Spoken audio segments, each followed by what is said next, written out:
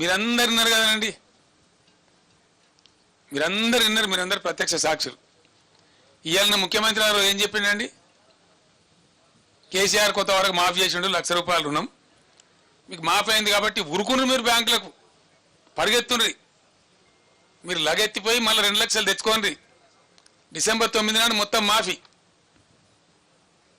December 9 ఎన్ని రోజులు అయిందండి? 4వ మాసం నడుస్తూ ఉంది ప్రభుత్వం వచ్చి. ఈ డ్రామాలు కాదు కదా.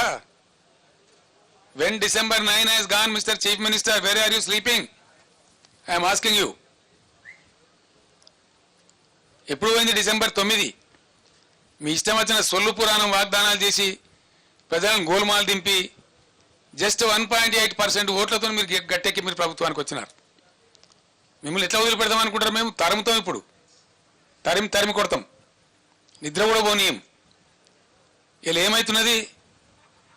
బ్యాంక్ కూడా వచ్చి డైరెక్ట్గా చెప్తున్నాడు. అమాయక రైతులు వాళ్ళు తెలియక వాళ్ళు మాట్లాడుతున్నారు.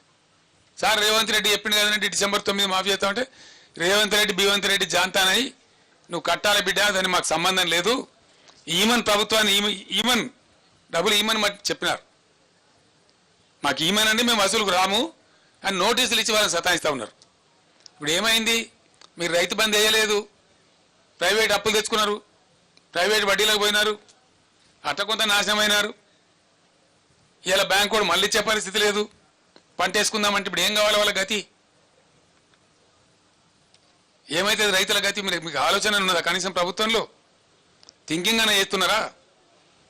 మీకు ఆ బరువైన హృదయం అని ఉన్నదా? అంత విశాలంగా ఆలోచిస్తున్నారా? అంటే రైతుల పక్షాన్ని కూడా మాట్లాడేటోడు ఉండడు, అడిగేటోడు ఉండడు అని మీరు అనుకుంటున్నారా?